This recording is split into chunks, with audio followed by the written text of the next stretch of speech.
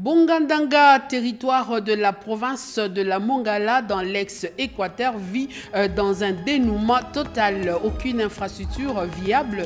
Les enfants étudient dans des conditions extrêmement difficiles. Plusieurs entreprises sont en difficulté depuis l'avènement de la pandémie du Covid-19. Les effets se font sentir dans les secteurs miniers où plusieurs risquent de perdre leur emploi. Une délégation ministérielle est vite descendue dans l'ex-Katanga pour évaluer l'ampleur.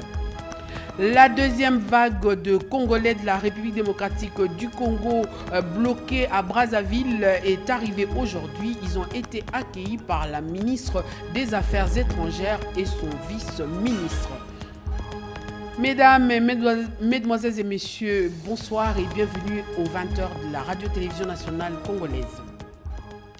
La 30e réunion du Conseil de ministres en mode télétravail s'est déroulée à la Cité de l'Union africaine sous la présidence du chef de l'État Félix Antoine Tshisekedi. Plusieurs points ont été abordés, entre autres la lutte en faveur de l'autosuffisance alimentaire afin d'érayer la dépendance du pays de l'extérieur. Les comptes rendus avec le porte-parole du gouvernement.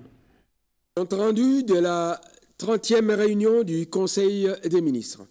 Ce vendredi 8 mai 2020 s'est tenue à Kinshasa par vidéoconférence la 30e réunion du Conseil des ministres sous la présidence de son Excellence M. Félix-Antoine Tshisekedi Tshilombo, président de la République, chef de l'État. Les 4 points ci-après étaient inscrits à l'ordre du jour. 1.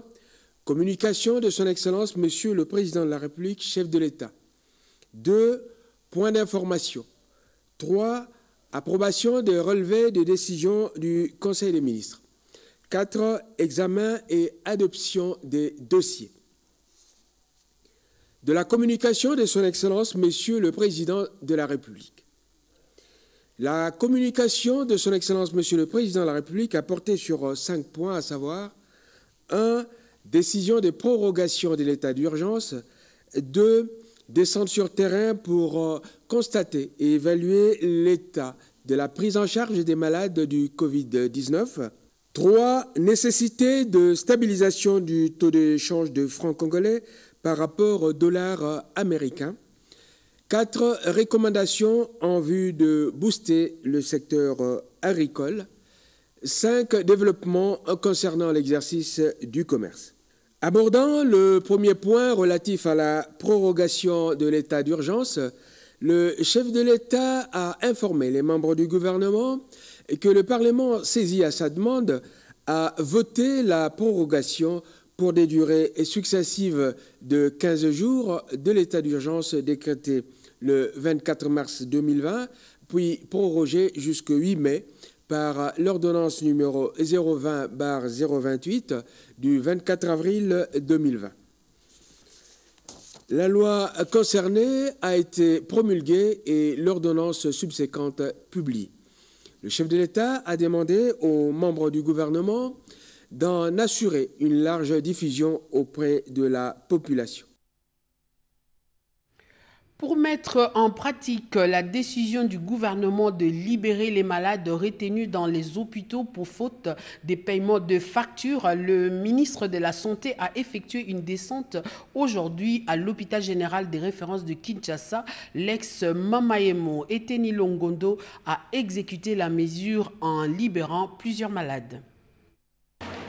C'est un geste salvateur du gouvernement congolais par le truchement du ministère de la Santé publique avec à sa tête le docteur Eteni Longondo. Tous les malades, sans exception, en difficulté de frais, sont libérés. On peut apercevoir à travers ces images la joie indescriptible des bénéficiaires. Le ministre de la Santé, docteur Eteni Longondo, a personnellement fait la ronde de tous les pavillons, accompagné du secrétaire général à la santé et du staff des responsables de l'hôpital général de référence de Kinshasa pour faire un suivi de très près sur l'exécution de cet acte louable. Le gouvernement, sous l'ordre du président de la République, avait pris la décision de libérer tous les malades, pas seulement les enfants et les femmes qui ont accouché, mais tous les malades qui ne sont pas capables d'honorer leurs factures Alors à partir d'aujourd'hui, nous sommes venus libérer les malades ici à l'hôpital Mama Yemo.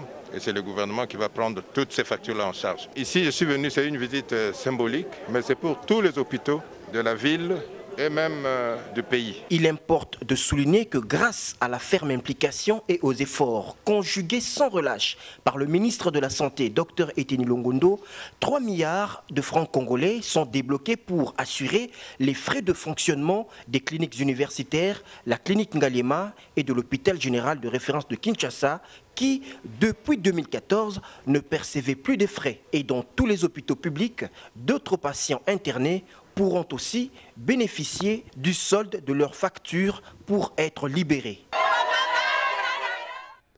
Le CNPP va subir une réhabilitation pour à son tour recevoir les malades atteints du Covid-19. Pour parer au plus pressé, le conseiller du chef de l'État en charge des infrastructures est allé sur place pour palper du doigt les réalités de cette formation médicale, mais surtout mesurer l'ampleur des besoins. Annie Balaka. Le chef de l'État, Félix Antoine Tshisekedi Tshilombo, est déterminé à améliorer les conditions d'hospitalisation des cas testés positifs au Covid-19 dans la capitale. Voilà qui justifie la descente sur terrain du conseiller principal au collège chargé des infrastructures, David Moukeba, au Centre national psychopathologique, CNPP en sigle, l'un des sites où sera érigé des infrastructures hospitalières d'accueil. Ce fut un moment également d'échange avec les responsables de ces structures médicales qui ont présenté quelques difficultés auxquelles ils sont confrontés. Le médecin directeur Ngouma Malonda a peint un tableau sombre sur l'état de délabrement très avancé du CNPP construit depuis 1973. David Moukeba, après avoir visité l'espace vert de cette structure, pense que le CNPP dispose d'une superficie pour la construction d'un site pour les cas testés positifs au coronavirus. Mais en attendant, sa réhabilitation est plus que nécessaire. La deuxième vague de Congolais de la République démocratique du Congo bloqués à Brazzaville est arrivée aujourd'hui et dépêchée par le gouvernement. Marie Toumba Zeza, ministre d'État aux Affaires étrangères, et son vice-ministre en charge de Congolais de l'étranger, Raymond Tchendia Pataï, les ont accueillis, nous dit Gina Wabiwa. Il est 15 h lorsque le tout premier canon rapide numéroté CDRC 1146 accoste au Beach Ngobila. À son bord, des Congolais de la République démocratique du Congo, bloqués au Congo-Brazzaville pour cause la fermeture de la frontière de la République démocratique du Congo suite à la pandémie de coronavirus. Sur la terre ferme, Marie Toumba Nzeza, ministre d'État, ministre des Affaires étrangères, avec à ses côtés Raymond Tchédia Pataï, le vice-ministre en charge des Congolais de l'étranger. Donc soyez vraiment les bienvenus. Nous sommes contents, c'est le Grand Congo qui vous accueille. Soyez confiants et j'espère que Sengonabino est aussi là. Encore une fois, soyez les bienvenus. Vous êtes chez vous. L'émotion est au rendez-vous pour ces Congolais qui ne rêvaient autre chose que de retourner dans leur pays d'origine, la République démocratique du Congo. Nous avons beaucoup patienté de l'autre côté. Maintenant, nous sommes contents de revenir chez nous. Merci beaucoup. Ici, toutes les formalités ont été remplies dès l'arrivée de ses compatriotes. Lavage de mains, prise des températures, remplissage de formulaires d'identification.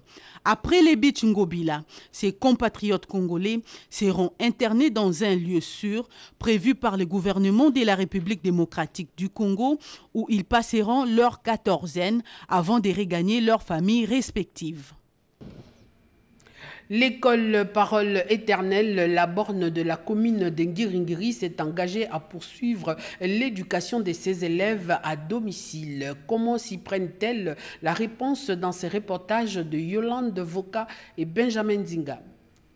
C'est une manière d'occuper les temps des élèves du complexe scolaire Parole Éternelle, la borne de Ngiringiri, pendant cette période de fermeture des écoles suite au coronavirus qui secoue les pays du monde, dont la RDC. Une initiative louable qui peut aussi être expérimentée par d'autres. Il s'agit des cours et les interrogations à domicile.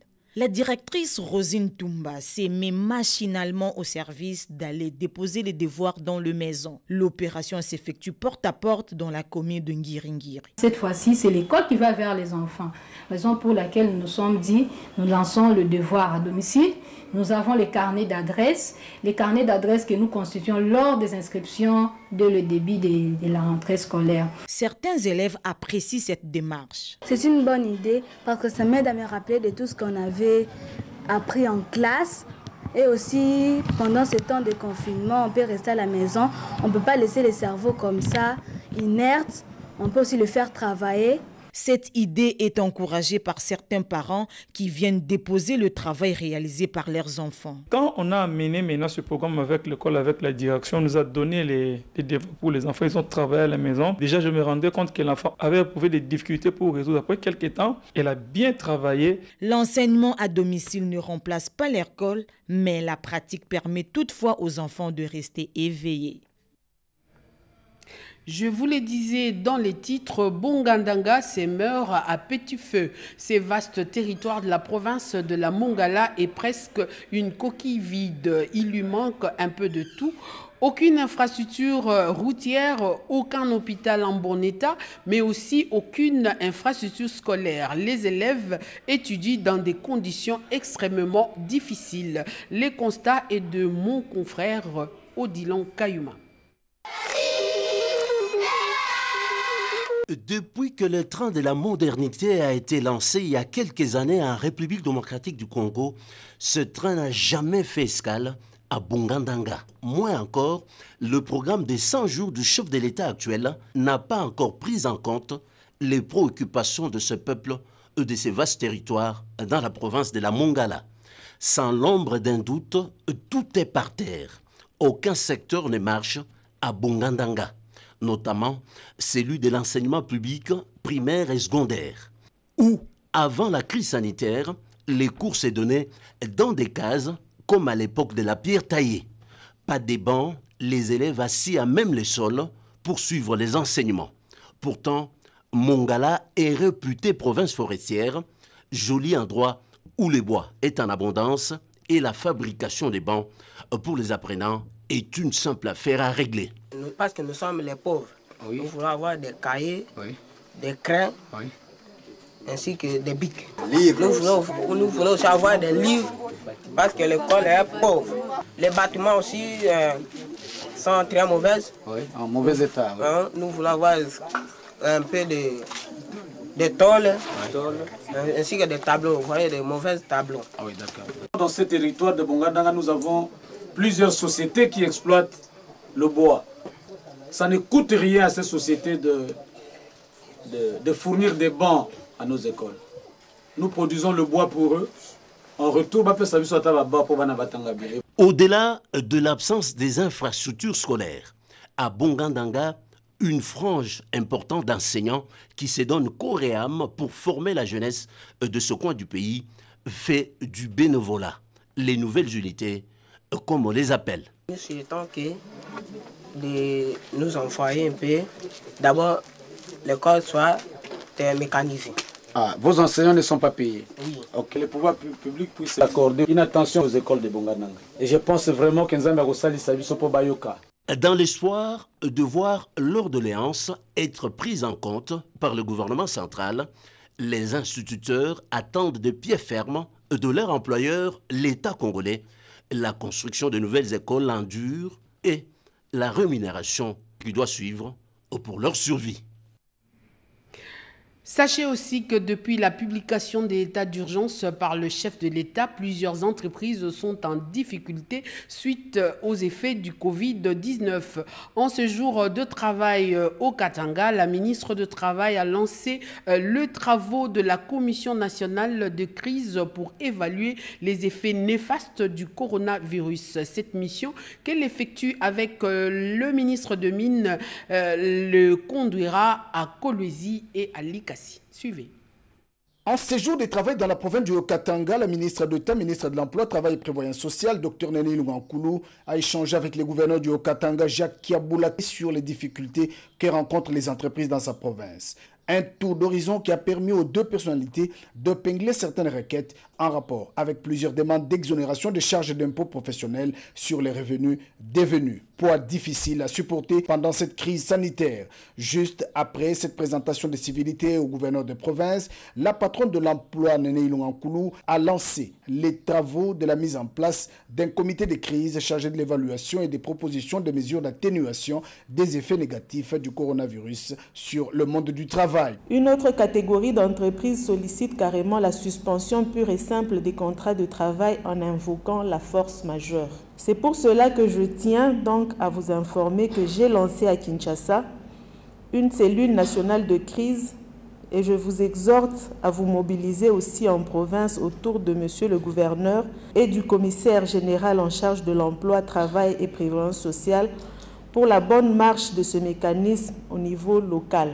Le coronavirus se propage à grande vitesse, exigeant de tous un dynamisme sans précédent, car l'équilibre financier de plusieurs entreprises en République démocratique du Congo est brisé suite à la fermeture de leurs activités. Devant la ministre de l'Emploi, plusieurs propositions ont été faites pour sauver des emplois en République démocratique du Congo. Votre présence parmi nous est donc réconfortante, afin non seulement de rappeler les directives que le gouvernement central a édictées à cette occasion, et de tracer quelques pistes de solutions dans ce domaine. L'inspecteur du travail, le patronat provincial et les directeurs du cabinet adjoint de la ministre d'État ont tous chacun dans leur présentation donné des pistes pour aider des entreprises à se relever après le coronavirus. Nene Ilunga-Nkulu, qui croit dur comme fer que le coronavirus sera vaincu en République démocratique du Congo, a promis d'écrire à tous les gouverneurs de province pour la mise en place de ces comités de crise en vue de réfléchir pour l'après-Covid-19.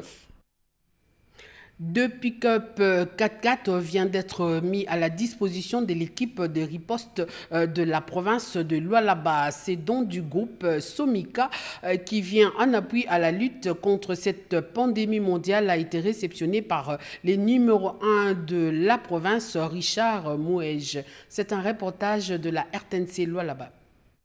Elles sont toutes pimpantes et neuves, ces Jeep pick-up que le groupe Somika, par son entité Tata, vient remettre à ce jour au gouverneur Richard Mouège-Manguez-Mons pour appuyer le combat que mène la province du Lualaba pour prévenir et sensibiliser sa population de tout risque de propagation et d'expansion de ce virus qui anéantit le monde. Le Lualaba, qui à ce jour ne compte aucun cas de contamination, affûte ses armes au gouverneur Richard Mouège-Manguez-Mons de remercier le partenaire Somika et Tata de cet apport considérable.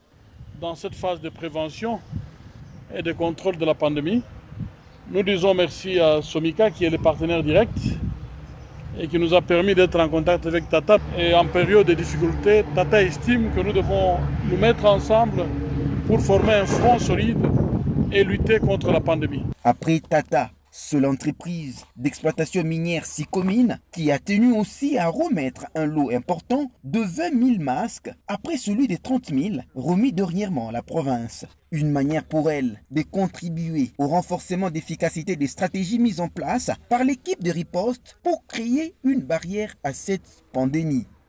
Covid-19, nous sommes sentis obligés aussi d'amener notre contribution, même en masque, pour que réellement nous puissions tous ensemble lutter contre cette maladie. Le gouverneur Richard Mouège-Manguez-Mons ne manque à rappeler à sa population de rester à genoux durant cette période pour continuer à implorer la miséricorde divine de Dieu pour vaincre ce combat face à cet ennemi invisible. Assainir la commune de Bandalungwa, mais aussi sensibiliser les habitants sur le respect des mesures barrières, c'est ce à quoi s'est appliqué le bourgmestre de cette commune pendant ce week-end. Bailon Gaïbene, accompagné de son adjointe, sont descendus sur terrain à la rencontre de leurs administrés. Lisette Mujinga était dans leur sillage et nous propose ceci. C'est en réponse à l'appel pathétique à la solidarité nationale lancé dernièrement par le chef de l'État, Félix Antoine Tshisekedi Tshilombo, qu'une équipe restreinte de l'ASBEL alternative conduite par sa présidente, Madame Falon Bilevana, sous les parrainages de son autorité morale, professeur Obemina Kunjalanjoko, président de l'espace Grand Bandundu, a procédé au lancement samedi 9 mai 2020 à Kinshasa de l'opération de désinfection des édifices publics. Objectif, sensibiliser la population quinoise contre la propagation de la pandémie Covid-19.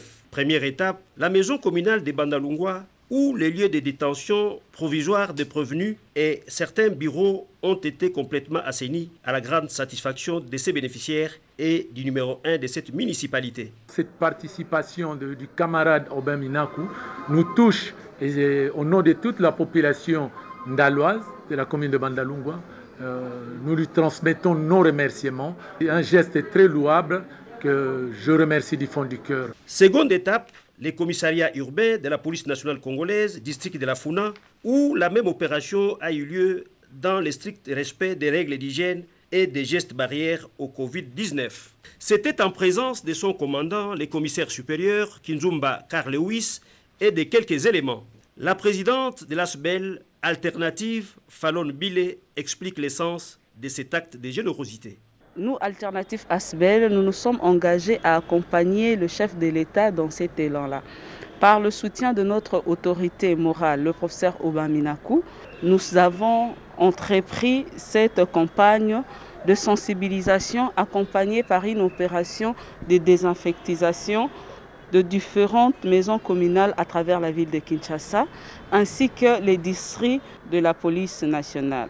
A noter que cette opération de désinfection va s'étendre dans d'autres maisons communales, commissariats urbains de la police et marché de la Funa à Kinshasa, à en croire ses initiateurs. Vous venez plutôt de suivre l'ASBEL alternative qui a lancé l'opération de désinfection des édifices publics dont les maisons communales, le marché et les commissariats urbains de la police nationale congolaise. Parlons à présent de ces kits sanitaires réceptionnés par le commissaire provincial de la police ville de Kinshasa, Silvano Kasongo Kitenge. La mutuelle de santé Solidarité chrétienne a associé à cela des vivres et non-vivres pour la police. Les commentaires de Lisette Mujinga et sur les images d'Ibrahim Chako.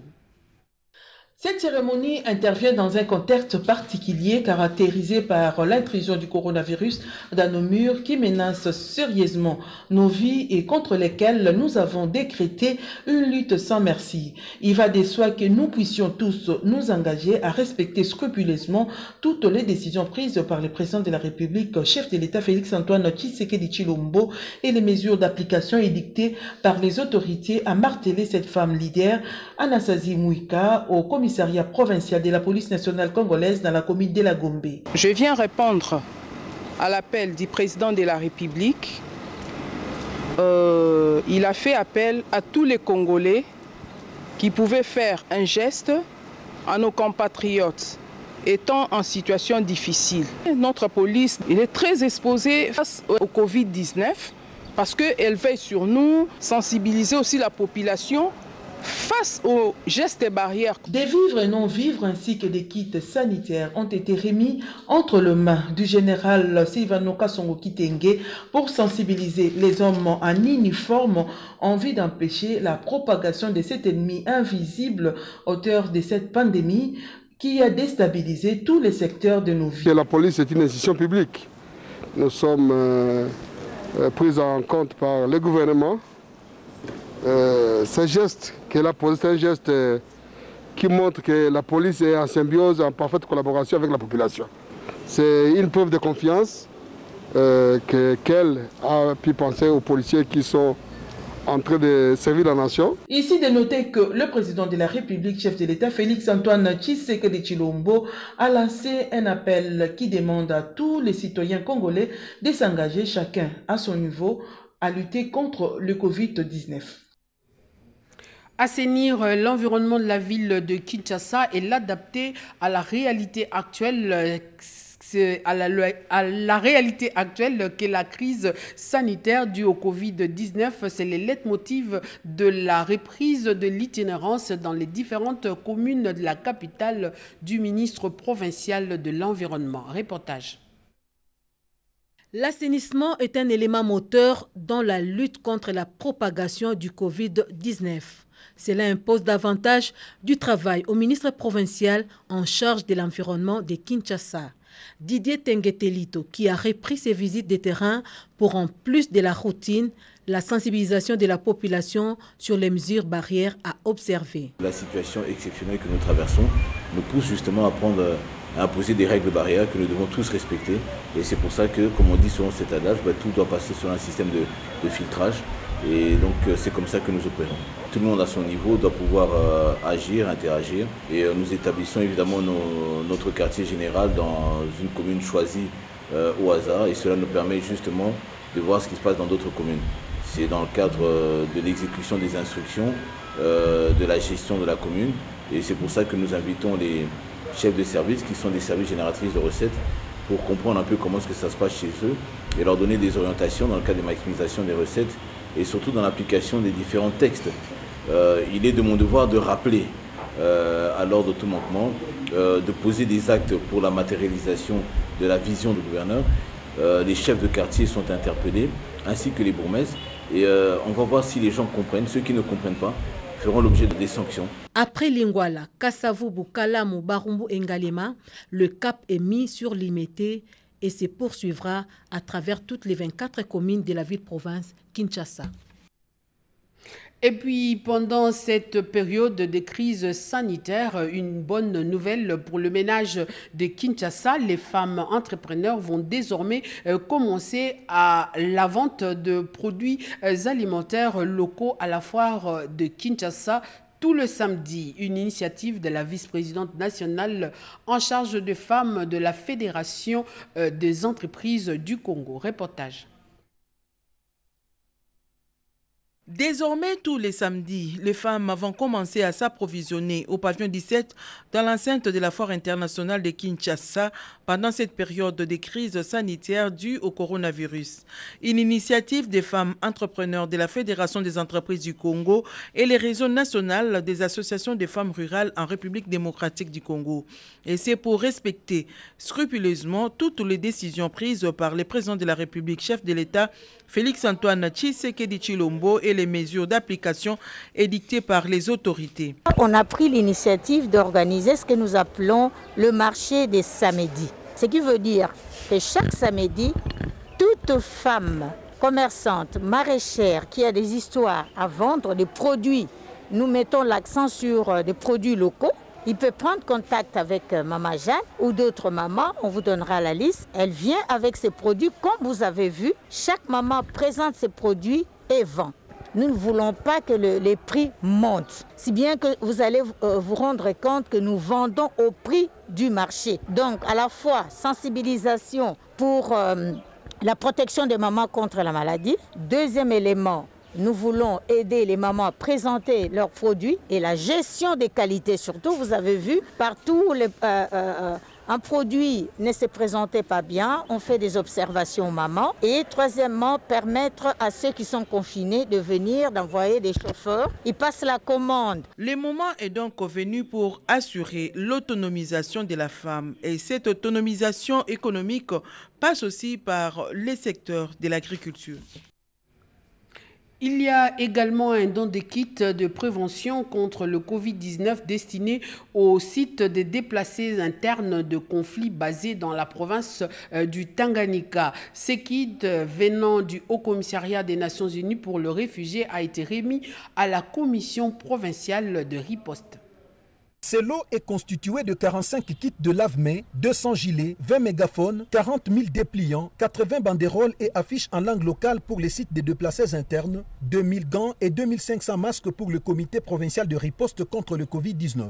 Le Haut Commissariat des Nations Unies pour les réfugiés vient de remettre ces outils en termes d'appui à la prévention contre le Covid-19 dans les sites de déplacés internes et au gouvernement provincial du Tanganyika. Le feu vert de ces activités pour ce premier volet d'appui a été effectué dans le site de Kalunga et Kalonda, parmi les 11 que compte la ville de Kalemi. Le représentant du sous-délégué Antoine Gassissou rassure que le HCR, ensemble avec ses partenaires, se mobilise comme un seul homme pour que les personnes déplacées internes du Tanganyika soient suffisamment informées du danger qu'offre le Covid-19. Les sites de déplacés géographiquement sont situés au point d'entrée de la ville. Ces personnes déplacées internes vivent dans des conditions qui les rendent vulnérables, qui n'ont pas assez de moyens, et avec la dotation de matériel qu'on leur a faite, et évidemment on pense que les sensibilisations, le comité va continuer à pouvoir mener ces actions. Pour sa part, Dr Adalbert Ngandoué, coordonnateur des ripostes contre le Covid-19 au Tanganyika et représentant du ministre provincial de la Santé, invite les personnes déplacées internes à appliquer les gestes barrières de protection contre le coronavirus pour s'épargner de la vulnérabilité. Cette cérémonie symbolise en fait le début de l'appropriation de la lutte contre le Covid-19 au sein des camps des déplacés internes. C'est un appui qui vient à point nommé.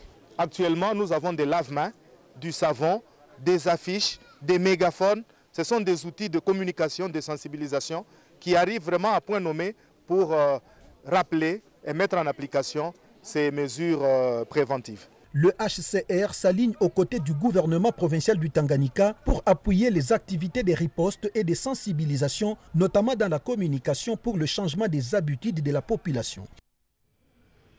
De son côté, la Fondation Calixte Mounana a sensibilisé la population des Kipushi sur les gestes barrières et a aussi procédé à la remise des kits de protection. Un reportage de la RTNC Lubumbashi. C'est une caravane de l'espoir qu'a conduit la présidente de la Fondation Calixte Mounana en cette journée mondiale des orphelins du sida. Partie de Lubumbashi, elle fait sa première escale au siège de la Fondation où une double cérémonie a vécu. La première, très pédagogique, a permis à Mme Aziza Mounana de rappeler les gestes barrières à observer dans la lutte contre la propagation du Covid-19 aux joueurs du football club Mounana, champion du Grand Katanga, la LIF4. Le respect de la distanciation sociale, le lavage régulier de mains, le port des masques et autres. Ensuite, la tutrice de la Fondation Calixte Mounana a passé le flambeau de l'espoir au nouveau coordonnateur de la Fondation en la personne de M. Michel Saïdi Mounana, en relevant bien entendu les idéaux de celle-ci. Lutter contre le VIH-Sida, l'autonomisation de la femme par l'alphabétisation et l'apprentissage des métiers et la prise en charge des personnes vulnérables. Ensuite, c'est aux médecins de la Fondation Calixte Mounana, avec à leur tête le docteur Yannick Kayumba, que Mme Aziza Mounana remettra le kit complet de prévention contre le Covid-19 à remettre au centre hospitalier et pénitentiaire de Kipushi.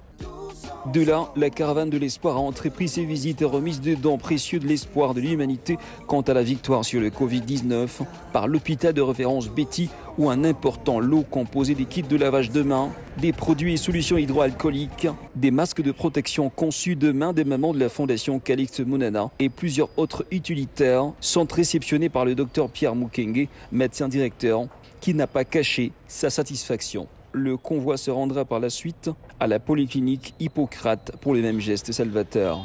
La maternité Saint-Charles-Luanga n'a pas été oubliée. Médecins, infirmiers, aides accoucheuses ont poussé un ouf de soulagement en réceptionnant les kits sans tarir d'éloges à l'endroit surtout de l'initiatrice de la Fondation Calixte Mounana qui répond toujours présent à leurs appels et doléances quasiment chaque année.